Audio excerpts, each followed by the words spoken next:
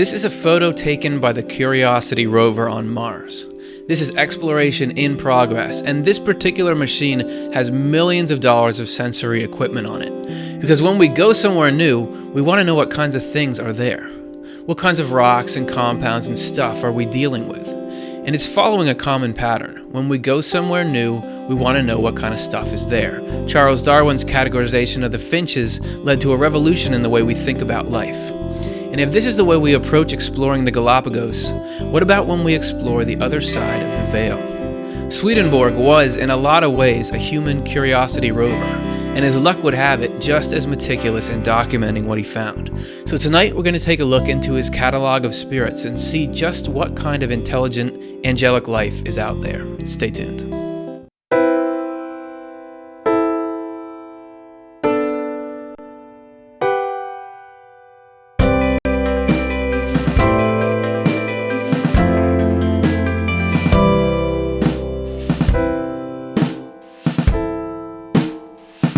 Okay, everybody, welcome back to another episode of Swedenborgian Life. Today we're going to take a look at the different kinds of angels.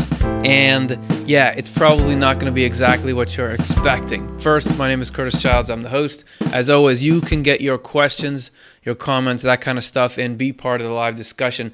Now, you may have questions around why we chose to go about it this way, but it's not going to be as simple as, oh, there's guardian angels and there's metal angels, and because there is this whole dynamic with organization and placement in the spiritual world and how that's affected by what's going on in your heart and mind. And so to really know what kind of angels there are out there in the Swedenborgian worldview, you've got to know how the whole afterlife, particularly heaven, is structured. So we'll begin today with section 1, spiritual homeostasis.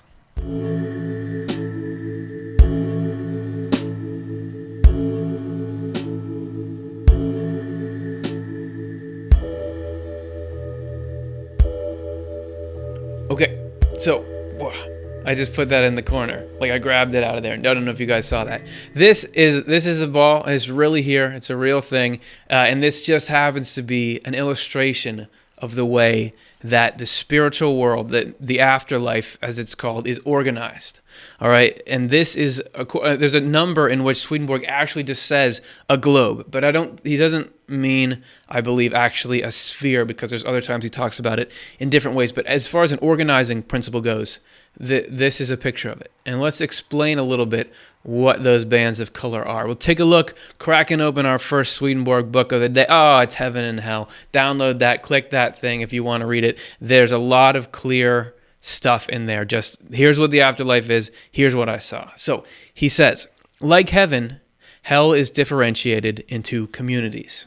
In fact, there are just as many communities in hell as there are in heaven, since each heavenly community has an opposite number in hell for the sake of balance.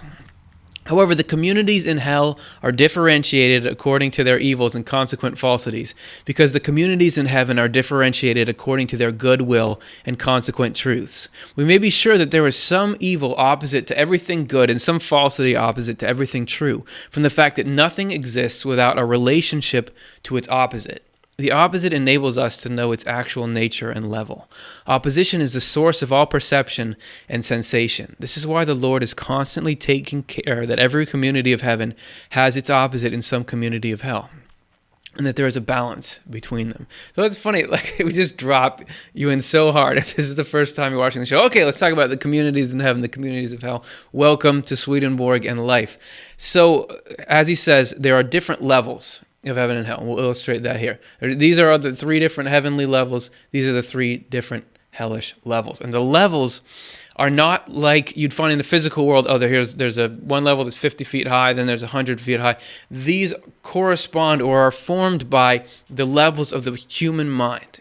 And that there are three levels, and if you have them opened up, you move higher up, and the more you close them off, the farther down you move. That's very brief. But also he says there's a balance. If I could draw a few pink arrows on there, there's a balance. So you see the top heaven directly relates to the lowest hell. So this is the people who love the human race the most. The people who would give you anything are directly opposed to those who want nothing more than just to destroy people for fun. And then the less severe go with the less severe on each of these are there's less of a difference between these, but because of their nature, they oppose each other. And that this balance is essential. Since we're just dropping you right in, this is the backdrop of human consciousness. We're all part of this huge system, and there needs to be a balance maintained between heaven and hell, good and bad, so that there's freedom in the human mind. And this is also a balance of truth and falsity, as we'll look in there. So the good and the true, what's loving and what's actually the truth about reality versus what is evil and just looking at the world how you want it so that you can get away with stuff. So there's the balance, there's the opposition. And it's important that these stay so there's some techniques that none other than God uses to keep it this way. And Swedenborg describes this in Heaven and Hell 594. To the extent that one begins to get too strong, meaning one part overpowers the other one, it is brought under control by various means and returned to its proper balanced relationship. I shall mention only a few of many means. Some involve a stronger presence of the Lord. Some involve closer communication and union of one or more communities with others. Some involve the exile of extra hellish spirits into desert places. Some the transfer from one hell to another. Some the reorganization of the people in the hells, which is also accomplished in various ways. So what he's saying is, if there's anyone, he uses hell in a plural term and heaven in a plural term to even describe the communities within. There's this particular association of people who are living some kind of evil that gets too strong. It has to be broken up a bit, or else it would disrupt the balance. Some involve concealing some of the hells under thicker and heavier coverings, some sending them down deeper. Then there are other means, some involving the heavens overhead. I mention this so that there may be some grasp of the fact that only the Lord provides that there shall be a balance between good and evil everywhere, and therefore between heaven and hell. On this kind of equilibrium depends the salvation of everyone in the heavens and everyone on earth. So that means you and me. And I don't think you would get to the afterlife, as Swedenborg describes, and see, oh yeah, there's a covering going on, that this is on the level of things like gravity, things we're just finding out about this universe that aren't immediately apparent. This is like he knew the underlying everything, or that he was told, not the everything of everything, but the relatively deep stuff. So this is an organizing principle, and you see this reflected in this idea of yin and yang and karma, that kind of stuff is in the same neighborhood as that. So that's what's going on there. Plus, this episode, you can get extra credit if you want it. And that is, the assignment is relatively simple. As we go through here, looking at the way that heaven is organized, and from that, the different kinds of angels that there are, Swedenborg says, and also said by other people, including Jesus Christ, heaven is within you. And Swedenborg says we are a microcosm. We can be either a miniature heaven or hell. So everything that we're learning about how heaven is structured, the different kinds of angels, can apply. Our minds can be structured in that same way. Okay, so you get extra credit if while we're going through this, you're thinking about how does this apply to a single individual. All right, so we've got that. We've got why there's these differentiations in the heavens. Now let's take a look at some of the more specific divisions and what kinds of angels that creates. Let's move on, part 2.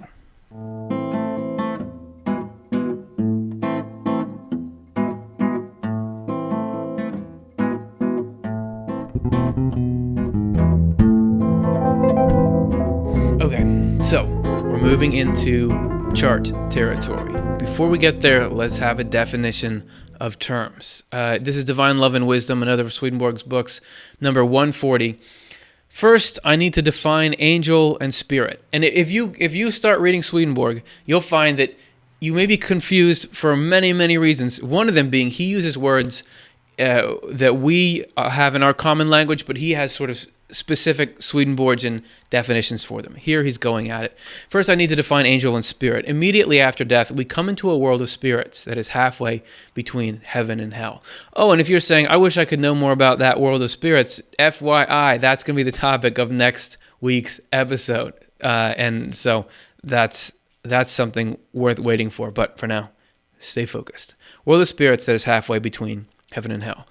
There we work through our stretches of time or our states and are prepared either for heaven or for hell, depending on the way we have lived. As long as we stay in this world, we are called spirits. And I want to point out, in case this is your first time watching, it's not prepared for hell, like how many sins did you commit? Oh, 17? You're going down. This is us finding out what we love. Go watch the other episodes if that's confusing to you. It's quite different than the traditional concept of heaven and hell. Okay, so as long as we stay in this world, we are called spirits. Anyone who has been brought up from this world into heaven is called an angel. And anyone who has been cast into hell is called a Satan or a devil. As long as we are in the world of spirits, people who are being readied for heaven are called angelic spirits, and people who are being readied for hell are called hellish spirits. All the while, angelic spirits are united to heaven and hellish spirits to hell. So there you have an answer.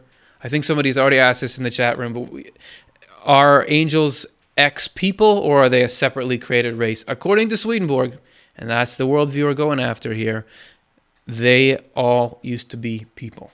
All angels used to be people. And we can take this trajectory too, if we're so moved. Okay, so we've got that. Now let's take a look at these levels. Secrets of Heaven 459. There are 3 heavens. The first is where good spirits are. The second, where angelic spirits are. And the third, where angels are. And he changes that.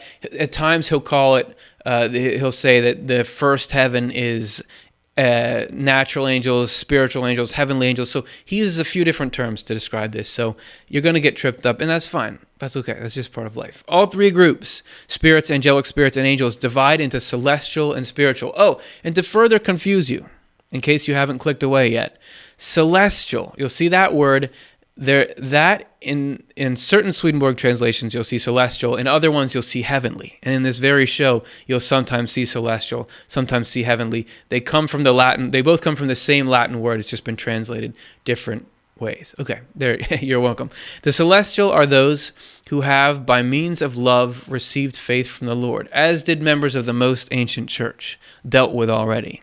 The spiritual are those who have, by means of cognitions of faith, received charity from the Lord, and who act from the charity they have received. Much more on that later. I just want to say, if you're wondering about that most ancient church he just mentioned and what these highest sort of angels are like, check out this episode, The Spiritual History of the Human Race. We covered that. There's what that most ancient church is and what the people in it were like, and consequently what it means to be a celestial or heavenly angel as opposed to a spiritual angel. So we've got these different categorizations of heaven, and he lists it in a few different ways. So we're going to look at this will fix any problem. We got a series of diagrams here. First, this is the basic division. Look on the left on your left on your screen, the heavenly heaven or the celestial heaven. Then on the right is the spiritual heaven, and they're distinct. We're going to talk about why, but there is communication. That's where there's some holes in between. You look down, there's sort of this more dashed, thinner line, because at the bottom, like the least open part of both of those is the natural part of those heavens, and there are sort of the lowest heavenly angels and the lowest spiritual angels, and those ones all kind of hang out together because they're in the same kind of mindset, or if they haven't moved up. So that's one way to look at it. However, really, that's misleading because there's kind of an inner-outer organization here. So our next diagram, there's the divine in the middle. This heavenly heaven is the closest that we can get to the divine. You're not going to get all the way there. Swedenborg, in another place in his writing, says there are multiple levels in between the highest level that we can get to and the divine. That we're not, even though we can keep getting better forever, we don't get there. Then there's the spiritual, which is just outside that, and the natural, which is just outside that. However, that's not the natural like the physical that we're in. That's one ring outside, and we'll get to that later. But also, another way he looks at this is vertically. You can also say that natural is the lowest, then spiritual, then heavenly, then God is the highest. In Swedenborg's worldview, highest and inmost are the same thing. And we kind of have that in colloquial speech, our highest ideals are the most inner thing. They both mean the best or the deepest or something like that. Okay, so let's look a little more closely. This is Swedenborg's words where he's describing some of these divisions and why the divisions exist and why they create these different kinds of angels. So this is text of his being read with some visuals because it's relatively complex, and hopefully pictures and music can drive it home. So this is from his Heaven and Hell, number 31. The divine nature that flows from the Lord and is accepted in the third or central heaven is called heavenly, and the angels there are consequently called heavenly angels. The divine nature that flows from the Lord and is accepted in the second or intermediate heaven is called spiritual, and the angels there are consequently called spiritual angels. The divine nature, though, that flows from the Lord and is accepted in the outmost or first heaven is called natural. However, since the natural of that heaven is not like the natural of our world, but has something spiritual and heavenly within it, that heaven is called spiritual natural or heavenly natural, and the angels there are called spiritual natural or heavenly natural. The angels called spiritual natural are the ones who accept an inflow from the intermediate or second heaven, which is the spiritual heaven, while the angels called heavenly natural are the ones who accept an inflow from the central or third heaven, which is the heavenly heaven. Spiritual natural and heavenly natural angels are different from each other, but they constitute one heaven because they are all on the same level. So, as you may or may not be able to see from that, there's these three levels of heaven that he talks about, but it's really all that is based on these two distinctions, heavenly and spiritual. So to get to what are those and why are they shaping angels, we've got to take that subject head on, which luckily we got a section right here lined up for that. Let's get into the two kingdoms.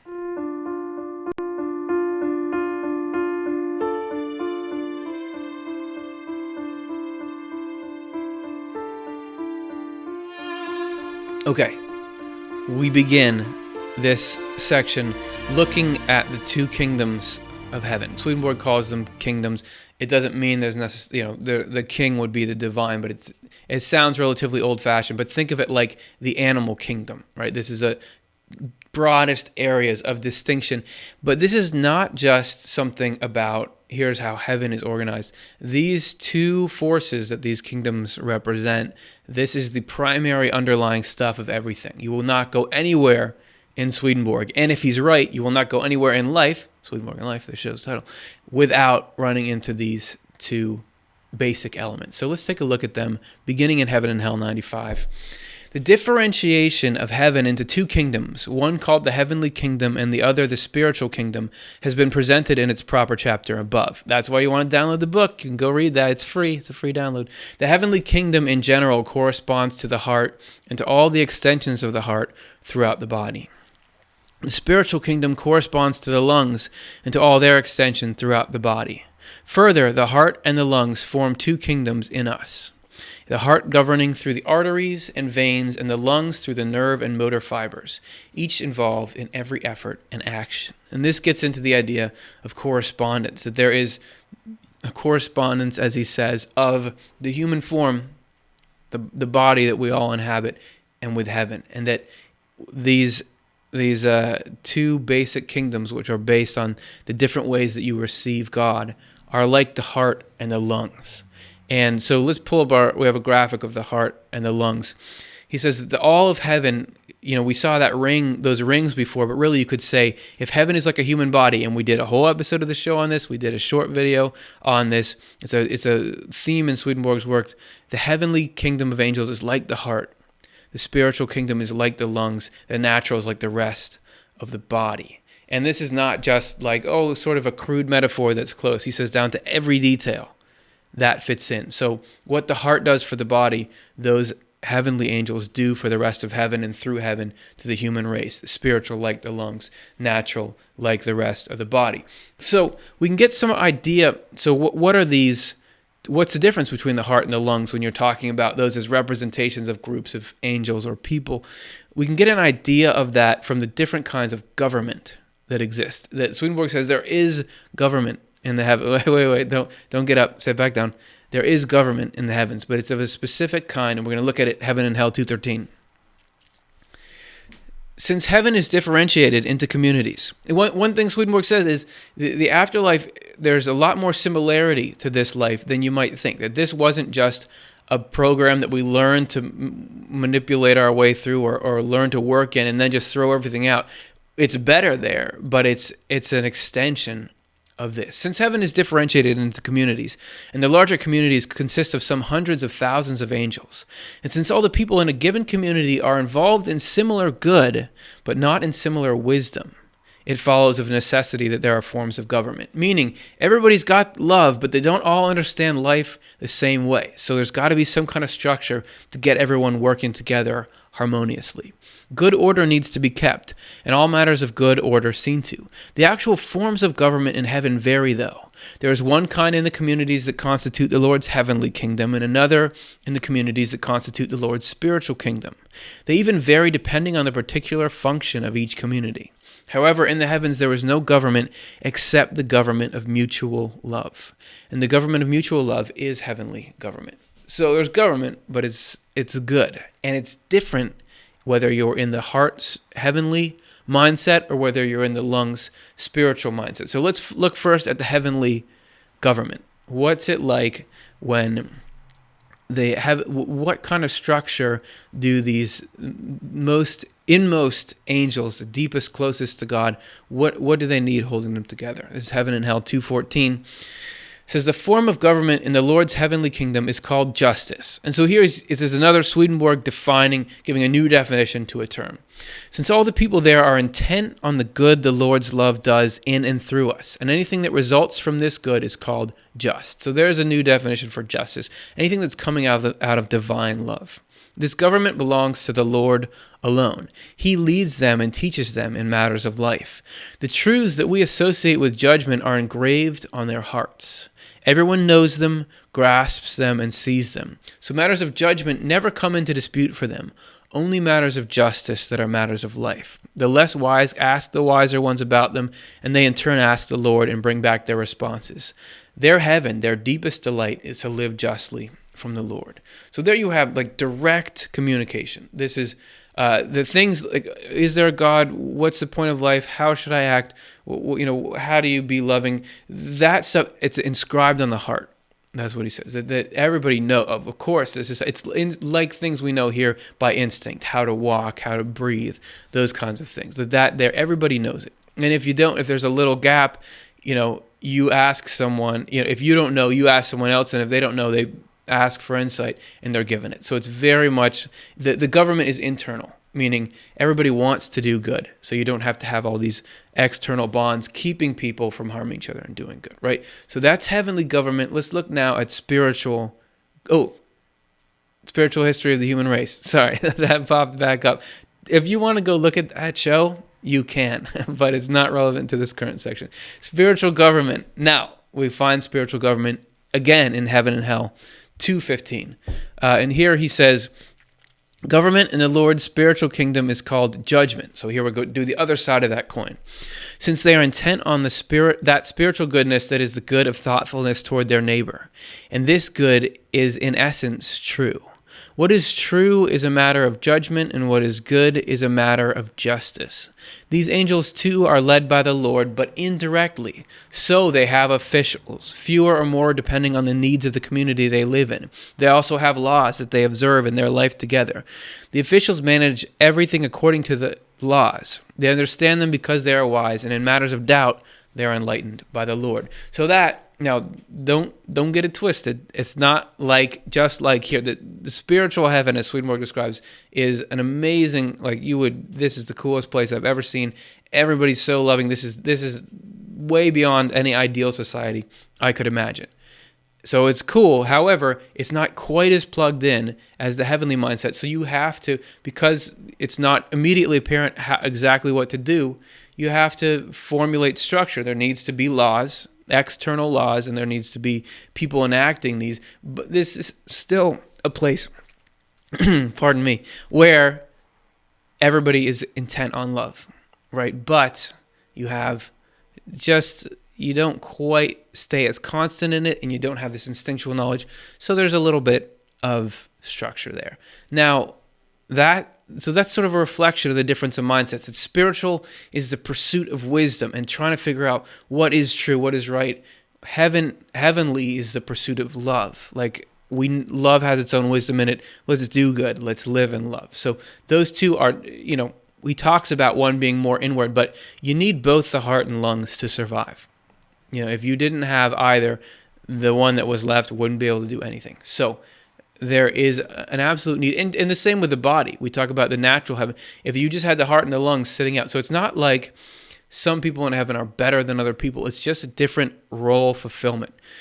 So that said, let's take a look a little more at the nature of these spiritual and heavenly mindsets and what sort of sets them apart. This is from Swedenborg's book, Apocalypse Explained, number 831. Again, someone reading his words and some pictures, moving pictures to help it go down smoother. Here it is. Because in what goes before we have treated of celestial love, in which are the angels of the third heaven, we will now say something concerning spiritual love, in which are the angels of the second heaven. Spiritual love is the love of truth, and, in the highest sense, the love of the divine truth which proceeds from the Lord. Thus also, it is love to the Lord, but in a lower degree than that in which the celestial angels are. The celestial angels are in love to the Lord from the reception of divine good from him, whereas the spiritual angels are in love to the Lord from the reception of divine truth from him. The difference is like that between love in the will and love in the understanding, or like that between a flame and its light.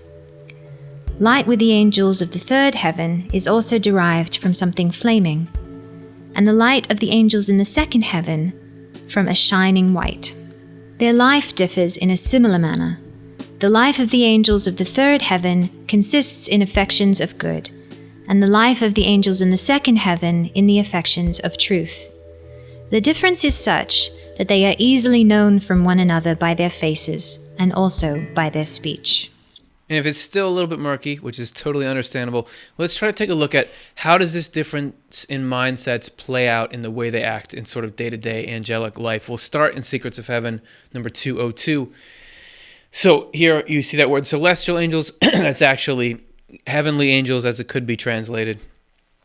Those of the celestial angels who are more interiorly celestial do not even allow faith to be mentioned or anything whatever which has a spiritual origin. If others mention it, they perceive love instead of faith, with a difference known only to themselves. So you're not going to find a lot of theology there and external kind of religious stuff. They just, let's live in love. Thus, anything that is a matter of faith, they derive from love and charity. Like instead of what's theologically correct or what's love? What would love do right now? Still less do they allow themselves to listen to anything of a rational nature concerning faith, least of all to anything of a factual nature. For they possess from the Lord, by way of love, a perception of what good and truth are. From perception, they know instantly whether something is so or not so. Consequently, when any statement about faith is made, their response is either, that is so, or that is not so. For they are perceiving from the Lord. All the same, celestial angels, like others, discuss various matters among themselves, but they do so in celestial language that is formed by and derived from love, a language that is more indescribable than the language of spiritual angels. So there's more of a gap there. It's harder for Swedenborg even to describe his interaction with those angels than it is with spiritual angels. It is different with spiritual angels in the second heaven. Now we've moved to Secrets of Heaven 7877. The truth of faith leads them to the good of charity. So they're taught what's right, and then that gets them to go eventually see that it's right and do it. Whereas heavenly angels feel, oh, this is what's right. Therefore, they engage in reasoning about whether it is the truth or not, since they have no intuitive perception of whether it is or not. Truths then become knowledge they have acquired and are called matters of doctrine, composing faith. So that's a little bit on it, and there's a lot more on it. But essentially, there are these two primary mindsets. These are the two heavens, and even we said there was three heavens. Even the third heaven, the lowest one, has elements of either of these mindsets in it. So both are necessary, and both are an essential part of heaven and how heaven functions. And just like the heart and lungs and the body need to be connected to each other and to the rest of the body, those communities in heaven need to be connected as well. And we're going to take a look at what kinds of angels make those connections in part 4.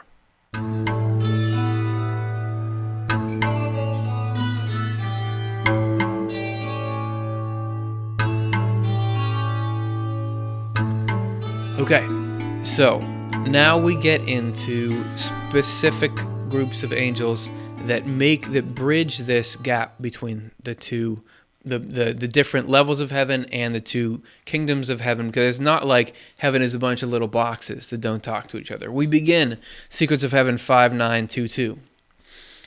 As for what joins the two kingdoms together, the good of charity towards the neighbor does so. So charity towards the neighbor, a Swedenborgian phrase that means loving other people. So love for the human race is what joins them together. For with members of the celestial kingdom, love to the Lord is what is internal, and charity towards the neighbor what is external. But with members of the spiritual kingdom, charity towards the neighbor is what is internal, and faith deriving from it is what is external. From this one may see that what joins the two kingdoms is charity towards the neighbor. For charity is that in which the celestial kingdom ends and the spiritual kingdom begins. What comes last in the one comes first in the other, and is thus where they receive each other. So there's a connection there by life philosophy that, hey, what we do out here, you guys do in there, that can talk to each other. There's also differences in the mindset, the truth-based mindset versus the love-based mindset. I know we've done a few more, but this one is worth noting. Secrets of Heaven 7068. And this is about the need for the two to communicate with each other. Those motivated by truth are, so to speak, rigid, standing upright as though they are stiff, and when they ought to humble themselves before the divine, they bend their body forwards only slightly. But those motivated by good are, so to speak, flexible. When they humble themselves before the divine, they bow down right down to the ground. For truth without good is utterly rigid. But when it regards good as the end in view, that rigidity starts to change into flexibility. Good, on the other hand, is in itself flexible. When it has truth introduced into that truth too, because it develops into good there, becomes flexible. The reason why this happens is that truth cannot be set in its proper place in a heavenly form except by good, which means that in itself truth is inflexible. The form of heaven is utterly fluid and not at all resistant. As a consequence, good and truth with it set in its proper place is of a similar nature and is flexible, as has been stated. So that's the Swedenborg experience, just going on and on and on about the nuances of how truth and good interact. Because as we said in the last section, the two kingdoms, these two principles, truth and good, love and wisdom, they underlie everything, and they exist in a micro level inside each thought and feeling that you have inside each individual person's mind, and then on the larger levels within heaven, and finally God is these two elements, love and wisdom. And you see there, he's talking about how truth without good is inflexible and rigid. You can see this, in people. If there's just an ideology and there's not any love, there's no flexibility. You break the rules, this can't, or you can't be that, you can't do that.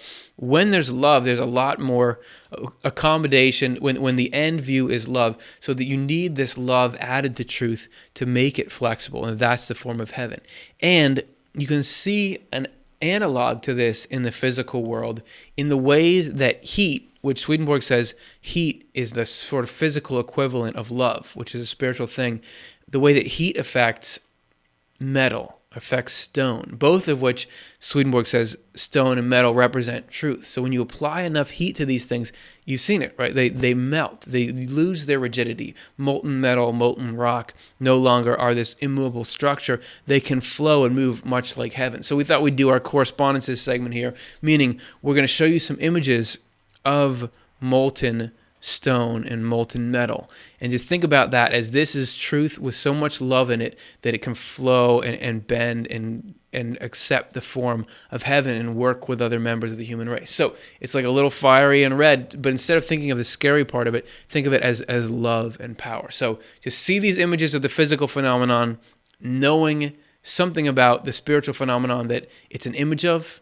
and what comes to you. Just see how it hits you. So it'll just be a minute. Check it out.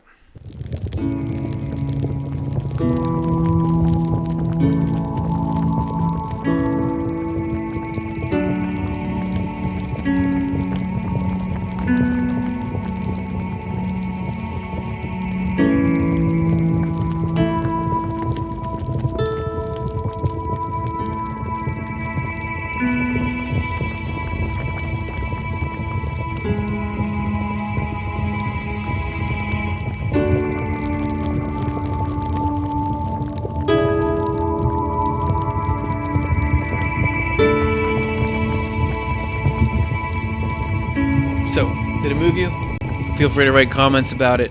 What comes to you? Swedenborg says that you can see all these truths about spiritual things in the way physical things are. So we observe this stuff, we can unlock sort of insight into how the mechanism works through seeing how the physical mechanism works here. So that was a little tangent. Let's take a look at Secrets of Heaven 3886. We're talking about the connection. Inhabitants of the Lord's celestial kingdom, this is what we said before, all belong to the province of the heart.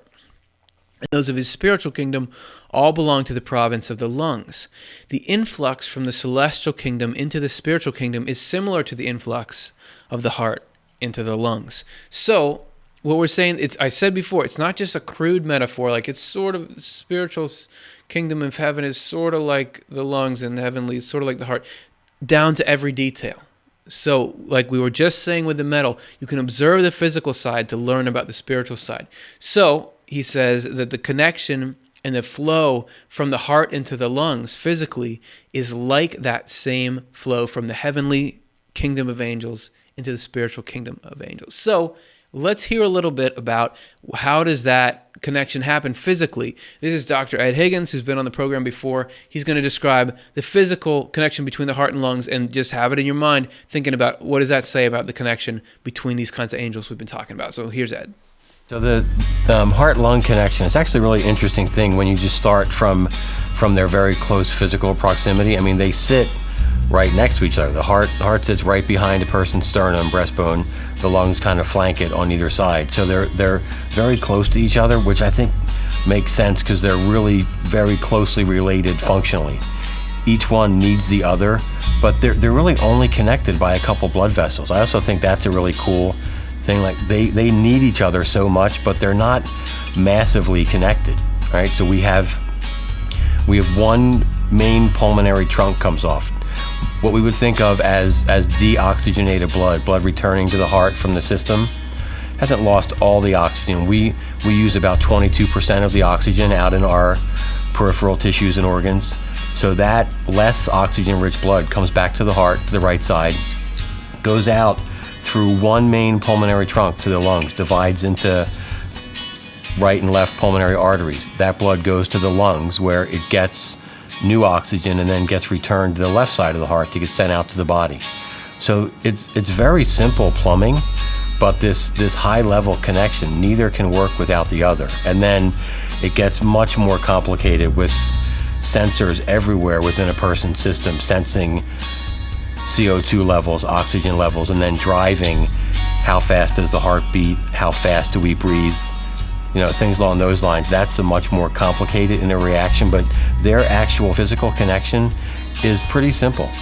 So it all means something. That connection, the primary connection, the heart dumping blood into the lungs, that physical tube going between them, that's some kind of output from this heaven of angels into the spiritual. What is that? What kind of love or truth? How does that happen? I don't know exactly, but there's something in there. And I like to think about those sensors he described all over the body, that the body being the natural heaven, right? But there's some kind of group of angels, because all the components of the body, as Swedenborg describes, of the heavenly body are people. I mean, we do that. We fit in somewhere. So there's some people whose job somehow is to alert, hey, we're not getting enough love and truth in this part of heaven, or wherever. Send more. So you want to know about how spiritual things work, learn science, because the physical is part of this whole system, and it's directly responding to the spiritual, or so say Swedenborg. All right, so we're talking about these two kingdoms as heart and lungs, but they both have hearts. I mean, angels that live in the spiritual kingdom don't just have lungs; they both have heart. Every angel, Swedenborg says, is like a fully formed spiritual human being. So this is an interesting tangent. He wrote actually about the difference of the heart. This is something you only get like with Swedenborg stuff. The difference of the rhythm of heartbeats between spiritual and heavenly angels, and why it matters. So here's again him being read describing these two different hearts. I also had an opportunity once to observe the heartbeats of angels. Those of the heavenly were quiet and gentle, but those of the spiritual were strong and pounding. The pulse rate of the heavenly compared to that of the spiritual was 5 to 2. the pulsing of heavenly hearts acts on that of spiritual hearts, and in this way branches out and crosses into the realm of nature. Surprising to say, spiritual angels cannot hear what heavenly angels say, but perceive it in the form of a heartbeat, because the language of heavenly angels is not intelligible to spiritual angels. Heavenly angels speak in terms of love's emotions, but spiritual angels in terms of the intellect's thoughts, and the former belong to the region of the heart, but the latter to the region of the lungs.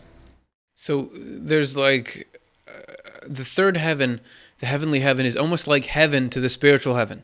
Like they don't just hear the angels talking, but I can feel there's a third level angel, whatever you'd call them there. I can feel it in my heart. You know, they're sort of like here I can feel there's a presence next to me. So there's that sort of dynamic between those two different levels. And 5 to 2, whatever that means between those, he said it's there, and I find that fascinating. So back to the subject at hand. Let's look at Secrets of Heaven 9:670. So, and this is further about the connection and a different representation that the two kingdoms have. These two heavens, the inmost and the middle, are so distinct and separate that there can be no entering from one into the other. It's sort of like the heart and lungs have, you know, there's all these barriers, you know, there's sort of membranes around them, keeping them from each other.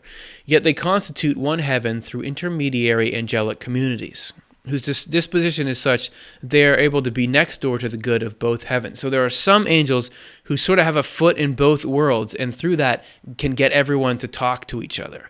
These communities are the ones which constitute the uniting intermediary that was represented by the veil. He's talking about something previously that he mentioned. I have been allowed to speak on several occasions to angels from those communities. What the angels of the inmost heaven are like, and what the angels of the middle heaven in comparison are like, can be demonstrated from correspondence. Yeah, we've been talking about this the whole show. The angels of the inmost heaven correspond to those powers with a person which belong to the provinces of the heart and the cerebellum. So we're getting into brain representation. Whereas the angels of the middle heaven correspond to those powers of a person which belongs to the province of the lungs and the cerebrum. Further, the powers belonging to the heart and cerebellum are called involuntary and spontaneous, because that is what they are seen as being, but those belonging to the lungs and cerebrum are called voluntary. This, to some extent, demonstrates how superior the perfection of one heaven is to that of the other, and how they differ from each other. But as for the intermediate angels next door to both heavens and linking them together, it is the networks extending from the heart and lungs which serve to interconnect the heart and lungs that correspond to them, and also the medulla oblongata, where the fibers of the cerebellum are joined to the fibers of the cerebrum. Swedenborg, right before he became a seer, or like a guy who would see spirits and write about it, he was an anatomist, one of the leading anatomists in the world. So he knew all about how the brain and the structures are together, and this structure of the brain factors heavily in. So we're talking about the human body corresponding to heaven. You have these two brains, two divisions of the brain that come together in the medulla, and that physical connection is a representation of these angelic communities that connect the two heavens. So, in case you're not familiar with how that connection is physically, here's Ed Higgins describing the connection of these two parts of the brain. So this is a more complicated connection. We sense everything in basic terms at a cerebral level. So all the incoming information from the spinal cord, it has to work its way up to the cerebrum, and then it all goes back out again, back out down through the spinal cord to make us act. I sense something's heavy, so I want to use more muscles to then lift it. I have fibers going northbound, going up to the cerebrum and then coming back down. That all passes through medulla. So the spinal cord comes up. It first enters into the person's skull. That's the brainstem there. That very first part, that's the medulla. So everything going up passes through there. Everything going down passes through there. And then that's where we make lots of these really critical connections. A lot of them connecting cerebellum, which is more, in basic terms, people think about that as kind of coordination control center. So if I want to lift a heavy object, I don't want to throw it through the ceiling. I want to have very controlled, measured movement at simple level, that's the cerebellum, communicating with the cerebrum, and all those fibers pass through and make lots of critical connections at that medullary level, medulla oblongata. So those connections, there's that same level of complexity, but more happening with these communities that connect the two. And one way is through this class of kind of teachers. He describes them in Apocalypse Explained 8:31. So this is a group of angels that kind of connects the two. Because spiritual love is the love of truth, and the spiritual angels as to their life are affections of truth, therefore they converse about the holy things of heaven in the church differently from the angels of the third heaven, who cannot converse about these things according to what was said above. Right, so we've said that before, but because the celestial angels are perfected in wisdom by hearing, therefore there are intermediate angels called celestial spiritual angels who preach and teach truths in their temples. These are called houses of God, and, if you're wondering, are of wood. So you sort of think, oh, the celestial angels are so much better because they're like heart angels, but they need to be taught, and the spiritual angels, the lungs angels, are so intellectually oriented that they actually are better at teaching. So they go, and the celestial angels like to hear things. So they go teach them. And so there's a symbiosis, just like the heart and the lungs, just like good and truth. They need each other. That's just how it is. All right. So we talked about that, how they're all connected. Now let's take a look at how they're all these levels are connected and communicate with us here in the world. Part 5.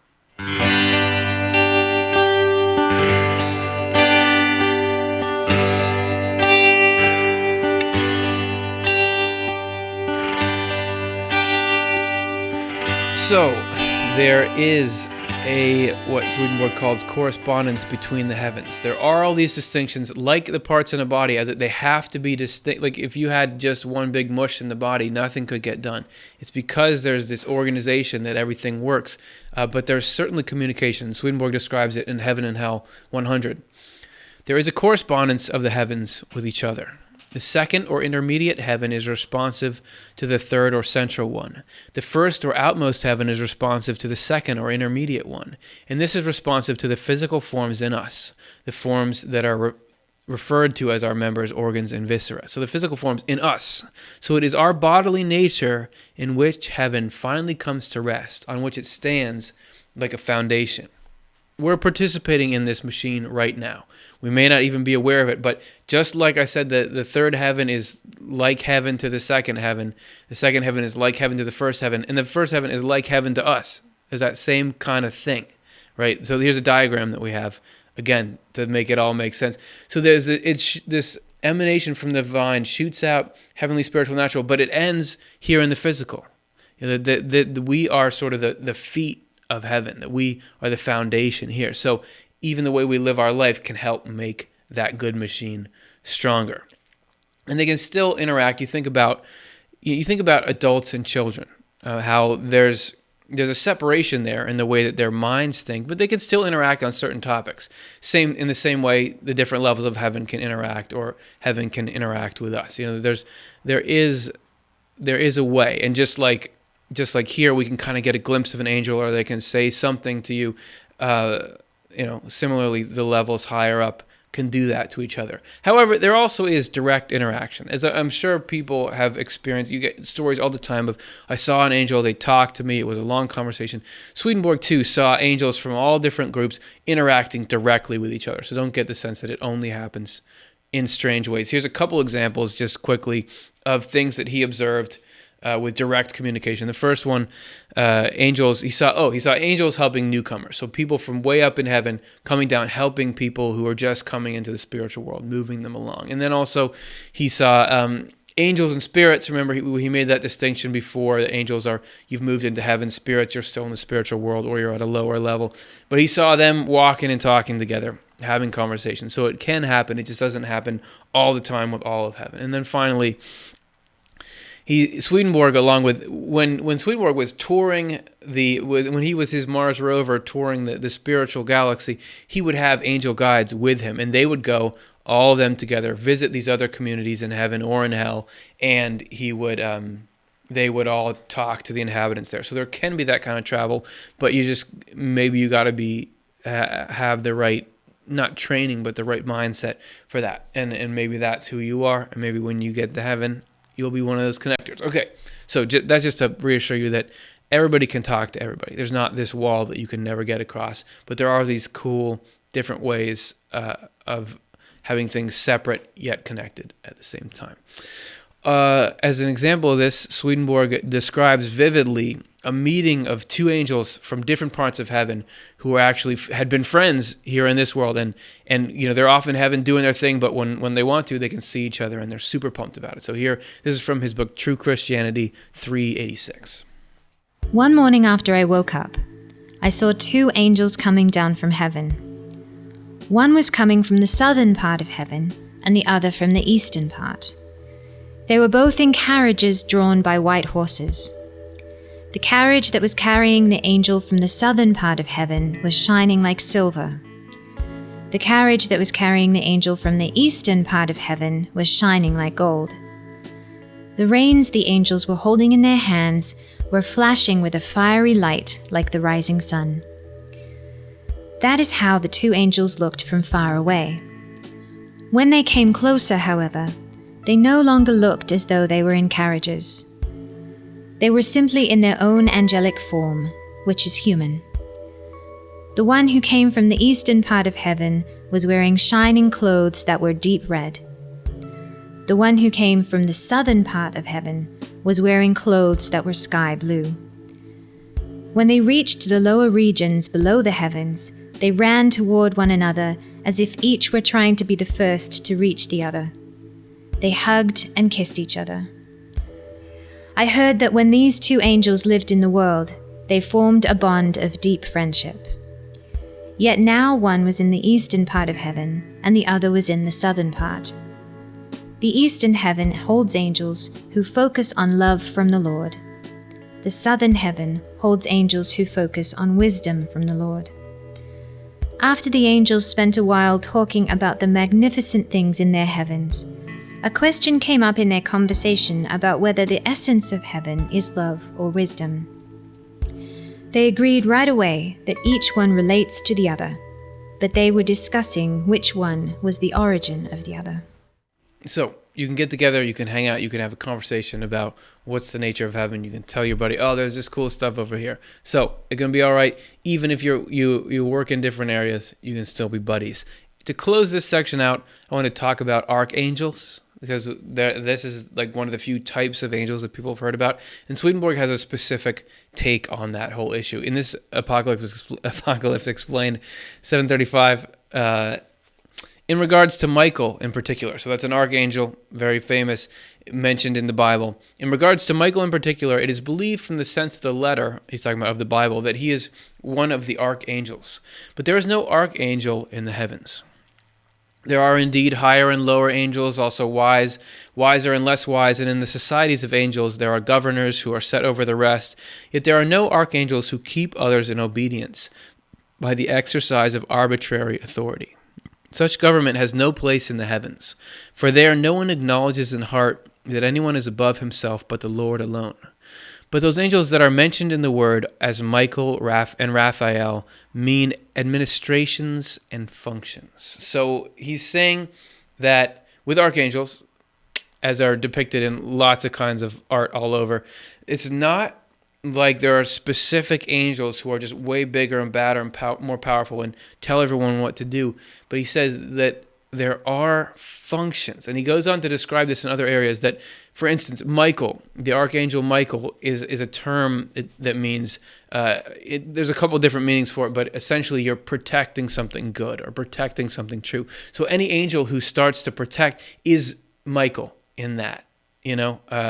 So it is with all these archangels, that they're more functions or working divisions, and we can get into that more later. But so you can take stints as being part of these, or there are some angels who that's constantly what they're doing, so they're referred to as that. But it's a definition of a function rather than as an individual. You know what I'm saying? All right, and then finally, angels. There's travel between all these realms, including below it all, to these hells that we saw in the beginning. Angels want to go to hell because they want to help anybody there who they possibly can have as happy a life as possible. He describes it in Secrets of Heaven 63:70. Love to the Lord and love toward the neighbor holds such safety when a person is among all kinds of evil, even when in the midst of the hells, for the reason that people governed by that love are those who are joined most closely to the Lord. And they abide in the Lord because they abide in what is divine going forth from him. That is why no evil can touch them. It should be recognized that the countless hells are distinct and separate from one another, in keeping with the genre of all the evils and derivative falsities that exist, and with the species making up those genera, and with the individual members making up those species.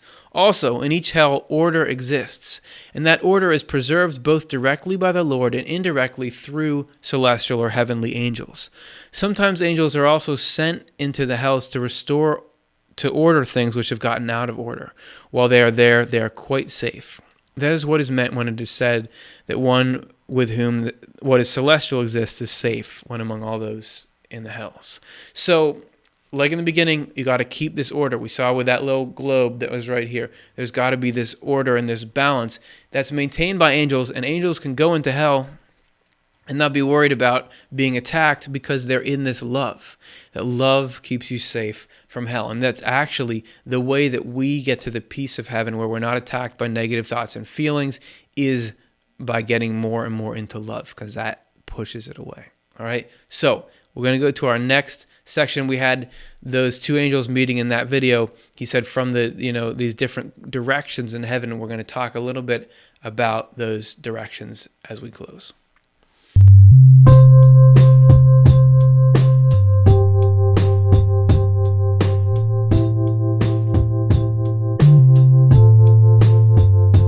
It's poetry. That title is the most beautiful title. 4 quarters and a disclaimer. And it's all true. It's all as advertised. So to begin, Heaven and Hell 148, he says, he talks a little bit about this phenomenon of these different quarters. And we touched on it in another show, but everything is interconnected in Swedenborg. You got to know all these things, so we keep going back to the same topics, but in a new way and connect them with new ones. All the people in the heavens live in different areas according to the cardinal directions. People who are sensitive to the good that love does live along the east-west axis. The ones who have a clear perception of this toward the east, and the ones who have a vague perception of it toward the west. People who are sensitive to the issues of wisdom that result from that good live along the south-north axis. The ones in a clear light of wisdom toward the south, and the ones in a dim light of wisdom toward the north. The dwelling arrangement for angels in the Lord's spiritual kingdom is like that of the ones in his heavenly kingdom, with a difference that depends on the good that love does and the light of truth that comes from the good. This is because the love in the heavenly kingdom is a love for the Lord, and the light of truth from that love is wisdom. On the other hand, the love in the spiritual kingdom is the love for our neighbor that is called thoughtfulness, and the light of truth that comes from its intelligence, also called faith. So we've heard some of those sorts of things before, but he's talking about directions, and it's not as simple here as that's north. You turn around, your back is to north. The directions there are based on mindset, and they're whichever way you turn, you're still turning in relation to those. So it's not simple like physical things. And as he describes there, as you can see in our little thumbnail here, what you believe and how you think affects where you are geographically. So if you're going towards the west, you're moving out of love. Going towards the east, moving into it. North, you're getting into less wisdom. As in our planet, there's less light the further you go north. And then you go south, you get more wisdom. So that you fall on that chart depending on how much of these two elements that from the Lord you're letting in. So this, again, these are just other distinctions between the different types of angels. It all has to do with how this inflow happens. And this organization is not just in heaven as a whole, it happens within each community. In Heaven and Hell 149, he says, there is a similar dwelling arrangement for the angels in each particular community of heaven. The ones who are engaged in a greater degree of love and thoughtfulness are toward the east. The ones in less toward the west, the ones who are in greater light of wisdom toward the south, and the ones in less toward the north. The reason for this arrangement is that each community is a reflection of heaven and is a heaven in lesser form as well. The same thing happens in meetings. So like if they all sit down at a table, there's this principle that organizes them there. They are brought into this arrangement by the form of heaven, which enables every individual to know his or her place. Like, oh yeah, I should sit over here. But it's not hierarchy. There's not like, oh, you're better or worse. Nobody there cares. It is also provided by the Lord that there shall be all kinds of people in each community, because heaven has a consistent form throughout. Like I was saying, it's not hierarchy. It's like here we can think, oh, I don't want anybody to be considered more wise or more loving than me. But when you walk into a hospital, you really want the smartest doctor and the best doctor to be working on you, right? That's the mindset in heaven, is not who's better at what. It's what can we do? How can we all do this together? So if somebody's currently, growing wiser and more loving, great. Will you be there? Will you lead us? It's like a sports team. You want your star player to move you forward because you're glad that will help the team win. And everybody does things in their own way that's irreplaceable. So there's not a hierarchy, even though it can sometimes sound like it from the way the language is. To end, just briefly, forget everything that we said on this program, because we're telling you about how everything is structured and ordered, but Swedenborg describes here, who knows if it's still like that. This is Secrets of Heaven 5798. The situation in the next life is as follows. Because of the newcomers there, the Lord is constantly reordering heaven and its communities, imparting bliss and happiness to them. What we've described today is what heaven was like when Swedenborg was writing a couple hundred years ago. It may be similar. There may be a lot of differences. So here was a history lesson, but there's some principles that don't change. Just like a couple hundred years ago, there was still, light still had the same properties. There was still the electromagnetic spectrum. That stuff doesn't change, but it could be some arrangements have by now. And that also means we can change. Our final quote for the night, Heaven and Hell 33. As we said in the beginning, the extra credit assignment, heaven is inside of us. All this stuff, these same principles can apply to our thoughts and feelings. It needs to be quite clear that it is the inner nature of angels that determines which heaven they are in. The more deeper levels have been opened, the more inward the heaven they are in. There are 3 inner levels of every angel and spirit, and of every person here as well. The people whose 3rd level has been opened are in the central heaven, while the people whose 2nd or 1st only has been opened are in the intermediate or outmost heaven. The deeper levels are opened by our acceptance of divine good and divine true gifts.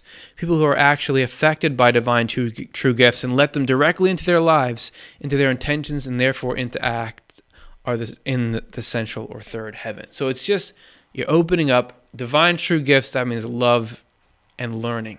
The more you go about that, especially love, the more you can be moving up, getting your spirit into this whole system that we've been talking about. All right? So that's that. Hopefully that was an interesting trip cataloging the spirits of heaven. If you enjoyed it, please like and subscribe. This channel benefits greatly from both. So just a couple of clicks would help us out a lot. And if you're feeling like you can make a donation. You notice there are no commercials throughout this. YouTube has a lot of commercials. We don't run those because we don't want to disrupt the message with whatever flavor that commercial is going to be that may totally contradict what we're saying here. So we're a nonprofit. We run on donations. Either click this, or there's a little button here or on the front page. Consider making a tax-deductible donation that will be matched by a grant 5-to-1. It will go a long way. So consider supporting if you like this programming and want to help it spread. All right. I said we're going to take live questions and comments, and we're going to right on the other side of this quick break.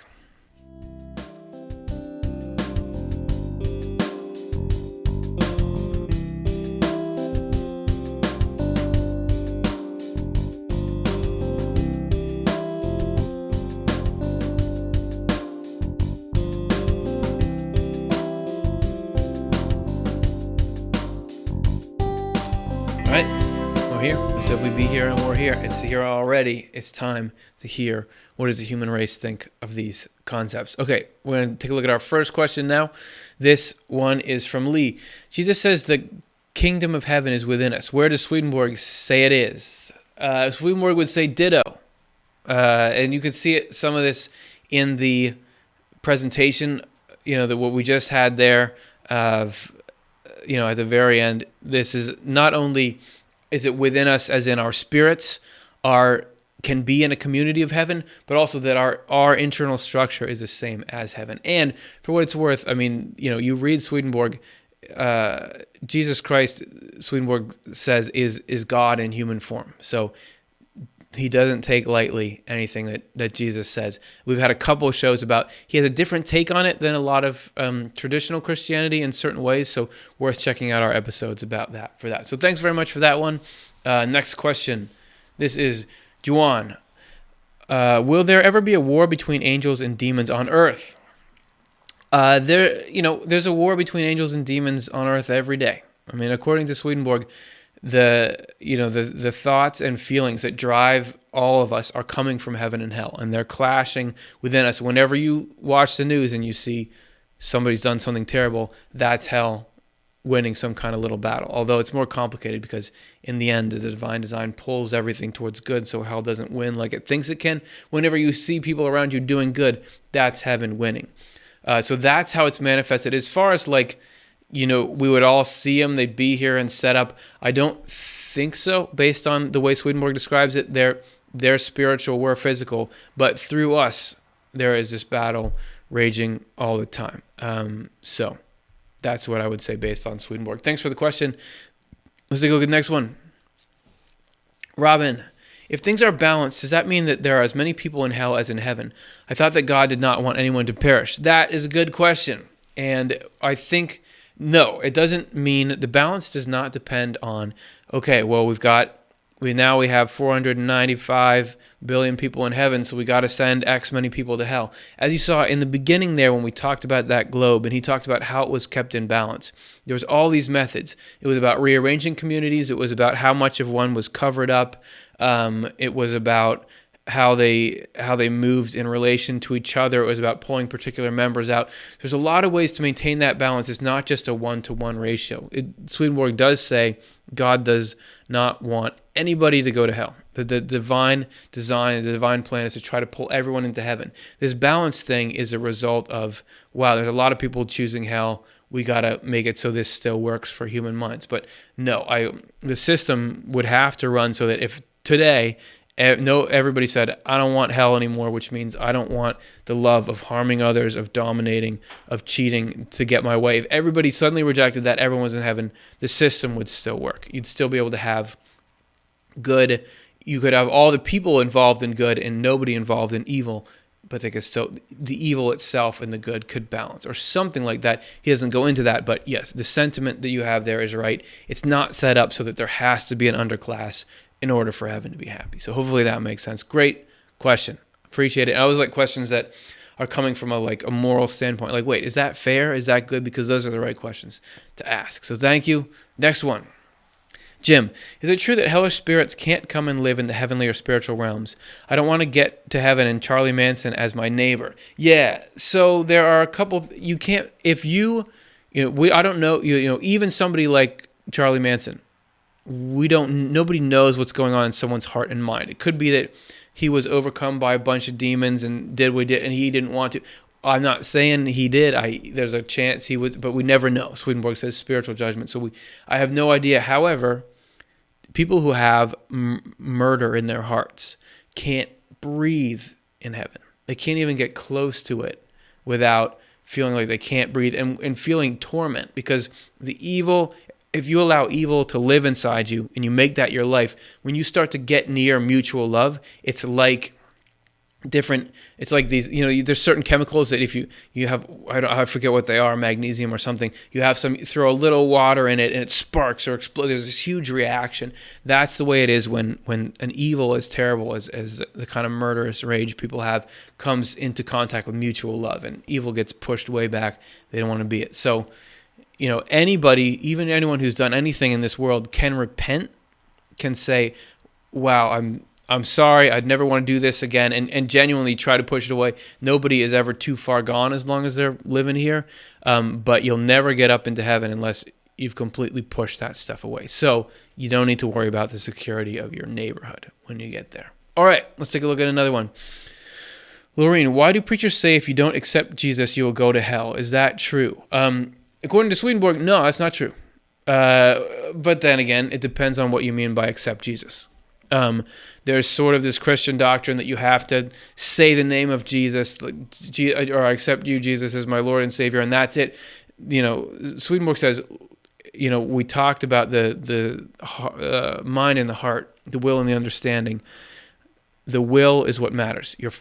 What do you love? If you love good, if you're somebody who's never heard of Jesus Christ, but you love your fellow human beings, that will pull you to heaven. You may learn new things while you're there about God and God in human form, but you don't have to say those words to get to heaven. That was something Swedenborg was saying back in the day, and the Christian church wasn't too happy about it. However, there's another way you can look at it, that if Jesus is the divine in human form, which divine love and wisdom, if you don't accept love and wisdom, then you're not going to be able to breathe it in heaven. That's not going to suit you. So in that way, you got to accept Jesus, but not in the way of you have to have certain religious principles to get to heaven. Swedenborg spent a lot of time saying that's absolutely not true. That's not what a God of love would do. So that's his take on that. Let's do another one. We got a little bit more time. Sherry, does Swedenborg agree with Edgar Cayce about the chakras being the seven seals of Revelation? Man, there are not overt references to chakras in Swedenborg. I don't think that wasn't an idea around him at the time. He does talk about vortexes and the swirling of vortexes that seem to indicate the same kind of thing, but it doesn't show up a lot in his work. So you won't find anything specifically about the symbolism of Revelation in relation to the concept of chakras or energy centers in the human body. He says a lot about what the book of Revelation stands for. If you ever see Apocalypse Explained pop up here when we're doing the show, or Apocalypse Revealed or Revelation Unveiled, those are all about the book of Revelation. So he has commentary on the seven seals, but not the same there as Edgar Cayce or Edgar Cayce. Good question, though. Thank you very much. Okay, let's get to two more. Grace. So who gives the angels of these different kingdoms their job? Also, do angels know straight away how to communicate with other angels, or do they have to learn? So we saw a little bit about government there, that in the celestial heaven, the highest heaven, you have a perception in the heart of what God is saying and what the truth is. So I would imagine that there you just feel it. You can tell this is what I want to do. Whereas it could be in the spiritual heaven, as Swedenborg describes it, maybe you have to try things. Maybe you have to be taught, and you discover it by trial and error. There he says in that heaven, they reason about whether something's true. They try to figure out the truth. So it may be there that you're doing things, and finally there's a lot, you can still get insight and I know that I am where I need to be. And there's probably a lot of direct revelation too of, okay, you go here, but it's a little less immediate there. As far as communication, Swedenborg says that everybody in the afterlife speaks this universal spiritual language, and we all come into it through instinct because it's the verbalization of ideas and feelings. That this is the direct information, so everybody knows that. You don't have to learn it. You can come into contact with it right away. So that's that. Let's do one more. Okay, we'll do two more, and then we'll be done. This is Lisa. What does Swedenborg mean? The last judgment happened in 1757. Good question, and I want to do a show about that, but I'll give you the brief. Swedenborg says the last judgment already happened. You see, lately there was Harold Camping, and the last judgment's coming. Family radio in the U.S. said last judgment's coming. Oh, it didn't happen. Swedenborg says the last judgment already happened in 1757 while he was writing this stuff, and it was a judgment in the spiritual world. And that was a restructuring of heaven and hell. Part of what you see in the way heaven and hell are organized now was a basis of that. And it was because the negative side had gotten so bad that everybody was in trouble. All the people on earth were in trouble, even in heaven. And so this judgment, Swedenborg uses that term judgment to basically mean moving. This was kicking everybody who was evil, who was kind of going after heaven, was moved out. And there was this restructuring. So that's the basics. And it's called the last judgment. There's actually, it's fascinating, but that after the fall of every church, there's a last judgment. And Swedenborg was saying that the Christian church in his day was fallen because it had come into this faith without love, and so there was this judgment. So that's a little bit of it. We're going to do a whole show about it sometime, I promise. Okay, last one. This is it. Carrie, in the earthly realm, we live, grow, and change and graduate to different levels in our lives. In heaven, are we capable of growing? And when we are reincarnated, is that to grow in heaven also? So certainly, you continue to grow. Swedenborg says that the angels are perfected in wisdom to eternity. And he also says in another spot that every stage you go through in heaven is just like an egg to the one beyond it. There's so much more that you move into. You continue to progress to eternity, and you don't run out of stuff because God is infinite. So he doesn't say that you reincarnate as back onto this planet. He's at odds with others on that. He says you do continue this evolution and changing and growing, but you do it you don't come back to a physical body. Your spirit continues to grow. Sort of like you're in the womb here. You don't go out of, you never come back into the womb. You go out and your body keeps growing and changing in the world. However, as I mentioned before, there are some crossover with the reincarnation phenomenon, like the people who are remembering past lives. This is your actual connection to the spirits that you're in community with. Also, there are issues worked on across generations that are passed from one to the other. But overall, there's a few things. We would like to do a whole episode about that too. That's a great way to cop out of questions, to say, hey, we want to do a whole episode about it. So we want to do a whole episode about all your questions. Thanks for getting them in. Really appreciate it. Next week, we are, as we advertise in this show, going to talk about the world of spirits, which is the first place you go after you die, according to Swedenborg. So if that sounds intriguing at all, join us. Same time, same channel. See you then. Thanks.